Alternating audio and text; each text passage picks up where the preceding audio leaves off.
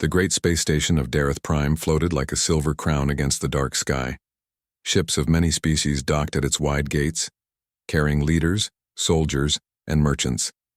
Inside its halls, banners of different empires hung from high ceilings, each one claiming its own honor and power. For the humans, this was their first time being invited to the Galactic Council of Peace. They had only entered the stars a few decades ago, but their sudden rise had caught the attention of the older empires. Some were curious, others were suspicious, and a few were afraid. Rumors had spread quickly.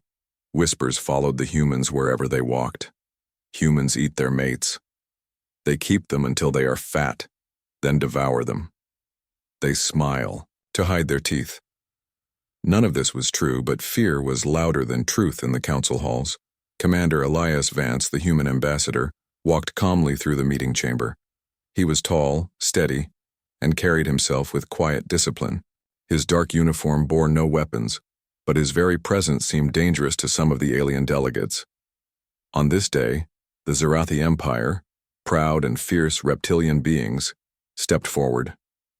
Their leader, Lord Karath, stood with scales glinting under the lights. His sharp eyes glowed gold as he looked at Elias. Humans claim they are not predators of their mates, Karath said loudly, so the chamber would hear. We, the Zarathi, will test this claim. From behind him, guards stepped forward. They carried a young woman dressed in ceremonial silk. Her skin was pale violet, her hair silver like streams of moonlight. She wore the crown of her people, but her hands trembled as they gripped the folds of her robe. Gasps filled the chamber. The Princess Lizera, Karath announced. We give her to the human as his mate. If humans are truly civilized, he will prove it. If not, then all will see the truth. The princess's wide eyes lifted toward Elias. They were full of terror. Her lips shook as if she wanted to scream but dared not. Elias's heart twisted. He saw a young woman, not an object. He saw fear, not pride. The Zarathi had not brought her willingly. This was a political trap. For a moment he thought of refusing. But he knew the danger. If he turned away, the Zarathi would call it an insult. The council might see it as cowardice, and worse, war between humanity and the Zarathi could follow. So Elias stepped forward. He bowed his head slightly, showing respect, not ownership. His voice was calm but strong. I will accept her under my protection, he said. Not as a possession, not as a prize, but as a guest of the human people. The princess gasped softly. Karath's eyes narrowed. He had not expected those words, but the room was watching, and he could not show weakness. With a sharp wave of his clawed hand, the Zarathi guards released Lizera into Elias's care. The council dismissed. Lizera walked behind Elias, her steps unsteady. She looked at the humans around her as though each breath might be her last. When they reached the human ship, the Resolute Dawn, the crew saluted their commander. Their eyes went wide when they saw the trembling alien princess. Whispers spread quickly, but Elias lifted a hand to silence them. This is Princess Lizera, he said firmly. She is to be treated with respect at all times. She is under our protection. The crew obeyed, but Lizera only pressed closer to the wall, her hands clutching her robe tightly. Every time a human passed, she flinched. Elias led her to a private cabin. The room was clean, quiet, and warm. A small bed, a table with fresh water, and a screen for communication stood ready. This will be your quarters, Elias said gently. You are safe here. But Lizera's eyes filled with fear. She whispered in a shaking voice, safe, until you eat me. Elias froze. The words hit him like a blade. He understood then. She truly believed the lies. To her, he was not a protector but a beast waiting to strike. For a moment he considered telling her the truth, but words were useless against a lifetime of fear. He remembered the look in her eyes, like a small bird caught in a hunter's hand. No, he could not change her mind in a single night. He would need to prove it through actions. I will not harm you, he said at last. His voice carried no anger, only calm certainty. You will see that in time. He stepped back, leaving, her the space she needed. The door closed softly behind him, and Lysera sank onto the bed, trembling. She pulled the blanket around herself, whispering the stories her people had taught her since childhood. They smile to hide their hunger. They promise comfort before they strike. The humans devour. But as the minutes passed, no footsteps came, no chains, no sharp teeth. Only silence and the faint hum of the ship. For the first time she wondered, could the stories be wrong? The hum of the human ship filled the small cabin where Princess Lysera sat alone. The walls were smooth and metallic, but the lights were soft and warm. Everything looked clean and strangely peaceful. Yet to her, the quiet felt like the silence before a predator's strike. She curled her arms around her knees, her silver hair falling like a veil around her face. Her thoughts spun in circles, repeating the same lesson she had been taught since childhood. Humans eat their mates. They fatten them, charm them, and then consume them to grow strong. Every sound outside her door made her flinch. Every time the corridor footsteps passed, she wondered if it was the moment the humans would come for her. When the door finally slid open, her breath caught. Commander Elias stepped inside, carrying a tray. Steam rose from a bowl of soup, and beside it lay bread and a cup of water. "You need food," he said simply. His tone was calm, steady, without command or demand. He set the tray on the table and stepped back. Lysera's violet eyes widened.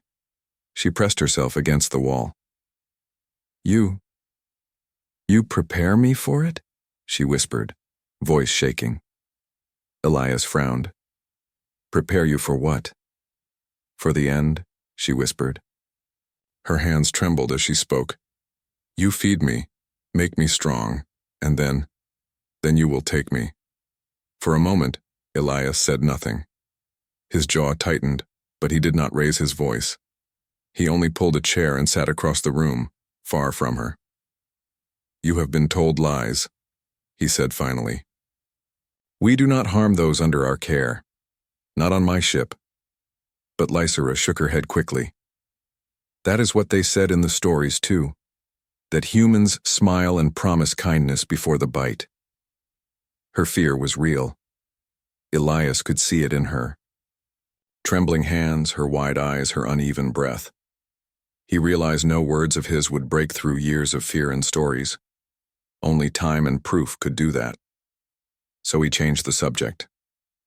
"You don't have to eat now," he said gently, "but the food is yours. No one will touch you." He rose and left the room, leaving the princess staring at the untouched tray. Hours passed.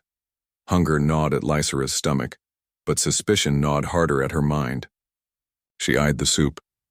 It smelled good, warm, nothing like poison. She touched the bread carefully, half expecting it to bite back. At last, when she could not resist, she tore off a small piece and nibbled. The taste was soft, plain, and safe. Nothing happened. Her body did not weaken, her heart did not slow. It was just food. She ate more, though every bite was followed by a nervous glance at the door. The next day, Elias returned. This time he brought no food. Instead, he carried a small data pad. He set it on the table and activated it. A soft glow filled the room, showing moving images, humans planting crops, teaching children, and building cities on green earth. Lysera watched carefully, expecting to see violence. Instead, she saw laughter. She saw children chasing each other across fields. She saw families sharing meals together. The humans smiled, not with sharp hunger, but with warmth. "Lies," she whispered. To herself, though her voice was weaker now. "Clever lies." Elias looked at her, his expression calm. "Do you think we would lie to children too?" Lysera did not answer. She turned her face away, ashamed of the small doubt growing inside her. The crew of the Resolute Dawn soon learned about their unusual guest. Elias gave strict orders. "Treat her as you would treat me." So they did. The human engineers, pilots, and medics greeted her politely in the corridors. No one shouted, no one threatened. Some even smiled kindly. Yet every smile made Lysera shiver, remembering her old warnings. One evening, she wandered by mistake into the mess hall. Dozens of human crew sat eating together, laughing at shared jokes. The noise startled her and she nearly ran. But then, one woman, a medic, noticed her. "Princess," the medic said warmly, "would you like a seat?" The offer was simple, harmless. But to Lysra, it felt like walking into the den of wolves. She shook her head quickly and fled back to her room, heart pounding. Later that night, when Elias came to check on her, she could no longer hide her fear. Tears welled in her eyes, spilling down her cheeks. "Why don't you do it?" she whispered brokenly. "Why do you wait? Do not make me suffer. If you will end me, do it now. Please." Elias stood in silence for a long moment. His chest felt heavy, hearing the raw terror in her voice. Slowly, he stepped closer, but not too close. His voice was low, steady, carrying the weight of truth. "I will not harm you. Not today, not tomorrow, not ever," he said. "Your people gave you to me as a test, but I will not treat you as a prize or a sacrifice. You are safe here." Lysra searched his face, trying to find the hidden cruelty she was told existed in every human. But she found only tired eyes and firm honesty. She did not believe him, not fully, but a tiny seed of doubt stirred in her heart. That night, Lysra lay awake, staring at the ceiling of her cabin. The hum of the ship was constant, steady, almost like a heartbeat. Her people's stories still echoed in her mind, painting humans as cunning predators. Yet her own eyes had seen something different: food freely given, smiles without malice, and promises of safety. Which was true? The stories of her people, or the actions of the human before her? She did not know yet, but for the first time, she wondered if her fate was not death after all. The days passed slowly aboard the Resolute Dawn. For Princess Lysra, every sunrise felt like another borrowed gift of time. She still carried the heavy shadow of fear, but something inside her had begun to shift. The humans had not harmed her. They had not locked her away in chains. They had not bared their teeth in hunger. Instead, they walked past her politely, greeted her with soft voices, and gave her space to breathe. At first, she thought it was part of the trick. But tricks usually ended quickly. This one did not end. Commander Elias came to her cabin one morning. He carried no food this time, no glowing screens. Instead, he only stood at the door. "You've been alone too long," he said. "Come, I'll show you the ship." Lysra stiffened. A tour? Her people's stories screamed in her mind. Humans lure their mates to feel safe before the end. Still, a strange curiosity pushed at her. If this was the path to her doom, she would at least see more of their world before it happened. Quietly, she nodded. Elias led her through wide corridors lit with soft panels of light. Humans walked back and forth, carrying tools, reports, and laughter in their voices. Lysra clutched her robe tightly, expecting stares of hunger, but the crew only smiled politely or nodded with respect. "This is the engine deck," Elias explained, guiding her to a wide window where glowing energy pulsed like a captured star. "Our ship's heart." Lysra's violet eyes widened. The power looked alive yet controlled. She had never seen technology like this. Clean, shining, not brutal like her people's war machines. "Do you eat with that energy?" she asked nervously. Elias almost laughed but stopped himself when he saw her serious expression. He shook his head gently. "No. It powers the ship. It gives us travel, not food." Her cheeks warmed with embarrassment.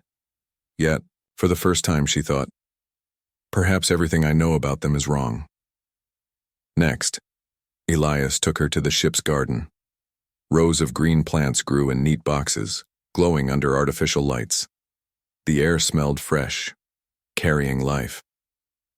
Human crew members tended the leaves carefully, watering and trimming. Lysra's breath caught. "You grow this? On a ship?" "Yes," Elias said. He plucked a red fruit and handed it to her. "This is a tomato. Try it." Her hands shook as she accepted it. She raised it to her lips slowly, expecting poison. but the juice burst sweet and sharp across her tongue. She blinked in surprise. "It is alive food," she whispered. "Not meat, not prey. You grow it yourselves." "That's right," Elias said. "Not everything needs to be taken by force." Lysera stared at the bright fruit in her hand. She remembered the stories told by her teachers, warning of sharp human teeth ripping flesh. Yet here she was, standing, in a garden that smelled of earth and peace. A small laugh escaped her lips. Soft, nervous, but real. Elias heard it. His chest felt lighter. It was the first time she had made a sound that was not fear. Later, Lysera sat with the crew in the mess hall for the first time. Elias had invited her, and though her heart pounded, she agreed. Humans ate simple meals, laughing and sharing stories. One young engineer tried to tell a joke about a broken door and a stubborn robot. Lysera did not understand the details, but the way everyone laughed made her lips twitch. When the engineer looked at her hopefully, she gave a small laugh of her own. It felt strange, almost forbidden. For a moment she forgot her fear. But the moment shattered when a communication alert rang through the hall. The council had sent a message. Elias opened the channel, and a hologram of Lord Karath, the Zarathi leader, filled the air. His golden eyes narrowed with suspicion. "Human," Karath hissed. "Why have you not claimed the princess? Do you mock us with delay?" The room fell silent. Lysera froze, her blood turning cold. Claimed? To her people that word carried weight. If Elias refused, it meant insult. If he obeyed, it meant the very fate she still feared. Elias stood tall, his face calm but firm. "She is not a prize to be claimed. She is a person. She is under our protection." Karath's scales bristled. With fury, "Your hesitation proves the rumors true. You fatten her, do you not? You wait until she is weak with trust before you consume." Gasps rippled through the human crew. Lysera's chest tightened with old fear. The words of her people returned, sharp and heavy. Karath ended the message with a growl. "If you do not fulfill what was given, then you insult the Zarathi Empire. We will not forgive." The hologram vanished, leaving silence behind. Lysera turned to Elias, her voice breaking. "You cannot fight them. My people will demand war, and it is my fault. If I had not been given..." Elias shook his head. "It is not your fault. They are using you as a weapon against us. But we will not let them win." Lysera's eyes burned with tears. For so long she had waited for the moment of death, certain it would come from human hands. Now for the first time she feared death not from the humans but from her own people. She whispered, "What will you do?" Elias looked at her with steady eyes. "We'll show them the truth. Not with words, but with proof. They want fear. We'll give them something stronger, trust." Lysera's heart pounded. She wanted to believe him, but the old chains of her people's story still bound her mind. Yet as she looked at the humans around her, their steady faces, their kindness, their laughter, she felt the chains begin to crack. The wall of fear she had built all her life was no longer solid. Tiny cracks spread through it. Light from another truth shone faintly through. For the first time, Lysera dared to wonder. Maybe the humans are not predators. Maybe they are protectors. The silence after Lord Karath's threat weighed heavily on the resolute Dawn. The human crew returned to their duties, but their voices were quieter than before. Everyone knew the Zarathi Empire was watching, waiting, and ready for war. Princess. Lysera sat in her cabin, her hands twisting the fabric of her robe. Her heart was torn between two worlds. On one side stood her people, the Zarathi, with their pride and fear. On the other stood the humans, who had shown her kindness instead of cruelty. But if she chose humans, her own people would call her a traitor. If she obeyed the Zarathi, she would betray the ones who had protected her. That night, a secret message blinked on her comm screen. She hesitated, then opened it. The hologram of a Zarathi officer appeared, his scales dark and his voice sharp. Princess, he hissed. You shame your people. The human has not consumed you. The council laughs at us. If he will not act, then you must. Sabotage their ship. Slow them. We will strike soon, and you will be restored to honor. Lysera's blood turned cold. You want me to betray them? The officer's eyes narrowed. They are predators. They only delay the inevitable. Do not forget you were given as bait. Do this and you will live. Refuse and you will die with them when our warships come.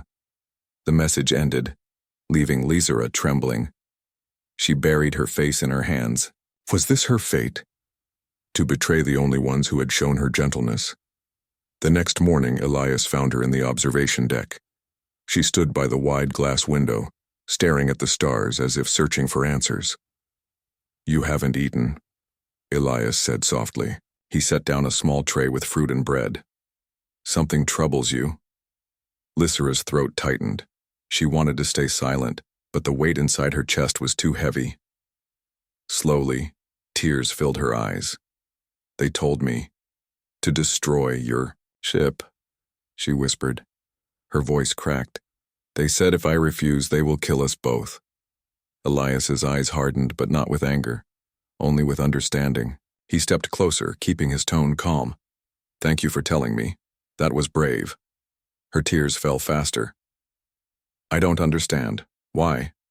Why do you treat me with kindness? Why not do what they say you will? Why not prove their stories true?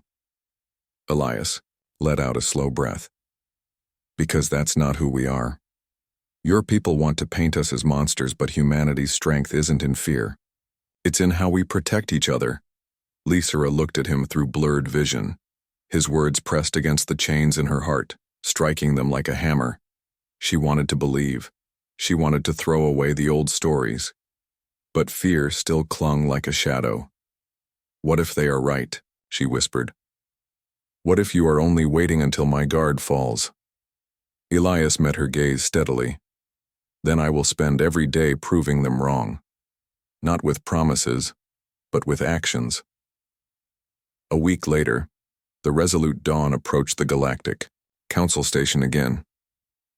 Elias had decided to face the storm rather than hide. The council chamber was vast, filled with hundreds of alien delegates. Whispers filled the air as Elias entered with Lysera at his side. She walked nervously, her head lowered, but she did not hide behind him. Lord Karath sat at the center, his golden eyes burning with anger. Human, he growled, you mock us still. You refuse the gift of our princess. You insult the Zarathi Empire. Elias's voice was firm, clear enough for every ear in the chamber. She is not a gift. She is not a prize. She is a person, and she chooses for herself. Gasps filled the room. No one expected him to give the princess a voice. Lysera felt every eye on her. Her hands trembled, but she lifted her chin. For the first time she spoke not as a trembling prisoner, but as herself. My people taught me that humans devour their mates, she said, her voice shaking but strong. I believed it. I feared it. But I have lived among them, and I have not seen monsters. I have seen respect. I have seen kindness. The stories are lies. A wave of whispers spread like fire. Some scoffed, others leaned forward, curious. Lord Karath's scales flared with rage. You betray your blood, Lysera. You stand with predators, against your own. Lysera's heart raced. She wanted to shrink back, but she remembered Elias's words. Humanity's strength is in protection. She thought of the garden, the laughter in the mess hall, the small kindnesses given without demand. I do not betray my people, she said firmly. I show them the truth. The humans did not consume me. They sheltered me. If they were the beasts you claim, I would not be standing here now. The chamber erupted. Delegates shouted, argued, debated. Some demanded proof. Others muttered that perhaps the rumors had always been wrong. Karath rose with a furious snarl. If words will not prove them liars, then blood will, he raised, his clawed hand signaling. Alarms blared through the station as Zarathi warships dropped out of hyperspace, surrounding the human vessel.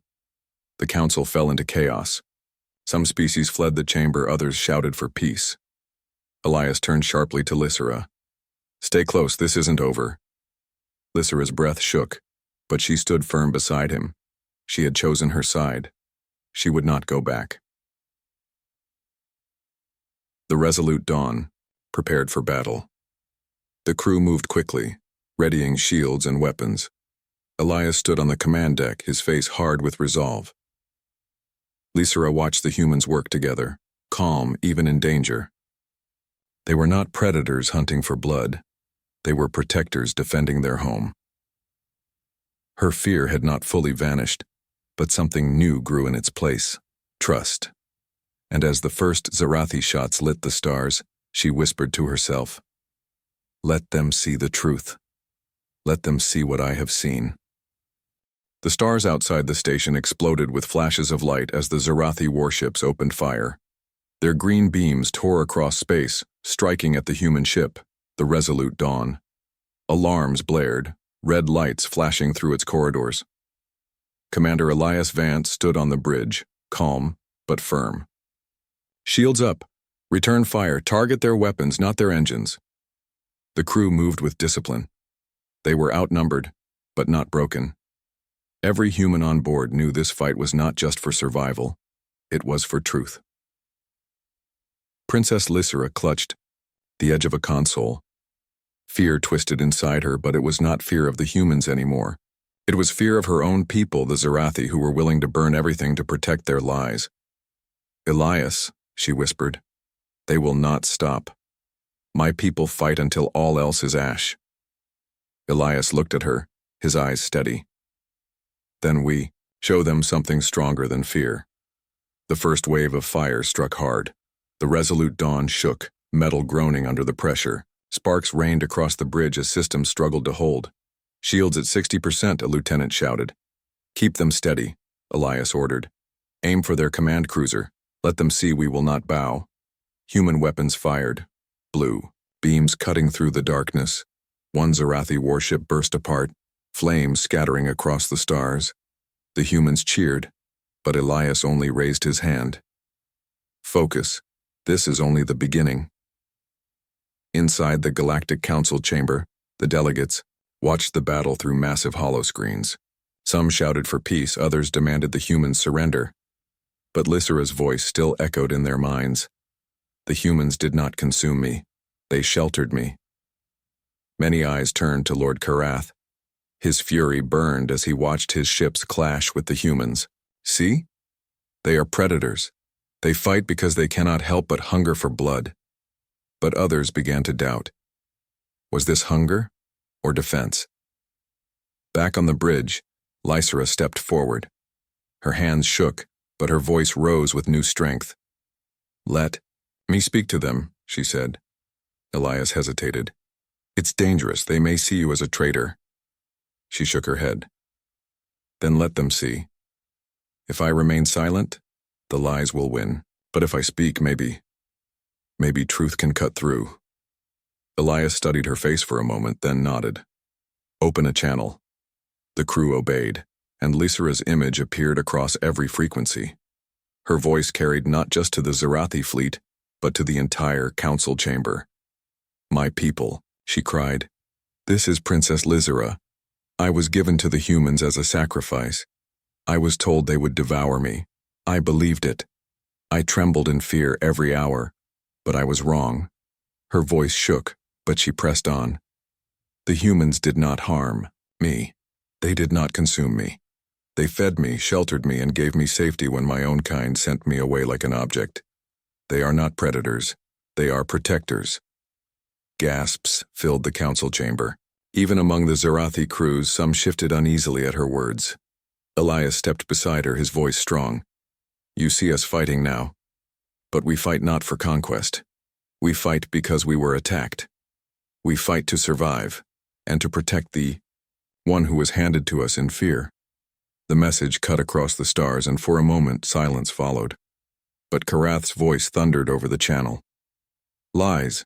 She has been twisted by their tricks. Do not listen. Attack until nothing remains." The Zerathi ships pressed forward, but something had changed. Their lines faltered, their fire slowed. Some captains hesitated. Others pulled back slightly, doubt gnawing at their orders. The humans took advantage. The Resolute Dawn spun sharply, striking at the lead cruiser's engines. Flames ripped through its hull and the massive warship drifted helplessly. Cheers erupted on the bridge. Lysera felt tears on her cheeks, but they were not from fear. They were from relief. She had spoken, and some had listened. Elias, she whispered, they are stopping. They are beginning to see. He gave a rare smile. Then your courage has done more than our weapons ever could. At last, the Zerathi fleet began to retreat. Some ships fled into hyperspace, unwilling to continue. Only Karath's flagship remained, burning with rage. You will pay for this, Karath roared. But his words carried less power now. His own people had seen doubt in their leader, and doubt was a wound no weapon could heal. The council ordered him to withdraw. His face twisted with fury as his ship finally turned and vanished into the stars. The battle was over. In the council chamber, voices rose in debate, but the tide had shifted. Many delegates now looked at humans not with fear but with respect. The humans did not devour her, one alien said aloud. Instead, they fought to defend her. This changes everything, another agreed. Slowly, a new truth spread across the chamber. Perhaps humans were not monsters after all. Perhaps they were something stronger. Back on the Resolute Dawn, the crew celebrated. But Elias only stood quietly by the observation window, watching the stars return to peace. Lysera joined him, her silver hair catching the soft light. You saved me, she said softly. Not just from death, but from lies. You gave me truth. Elias shook his head. No, princess. You saved yourself. You found the courage to speak when it mattered. She smiled faintly. Perhaps, but without you I would still believe the fear. I would still tremble in the dark. They stood in silence for a moment, the hum of the ship surrounding them. For the first time since she was handed to him, Lysera did not tremble. She stood tall, her heart lighter. The council would take years to change fully. Old fears would not vanish overnight. But Lysera knew the first step had been taken, and she would walk it, not as a prisoner, not as a sacrifice, but as an ally. As the Resolute Dawn sailed back into the stars, Lysera whispered words that carried the weight of truth. Humans do not eat their mates, they protect them, and that is their true strength.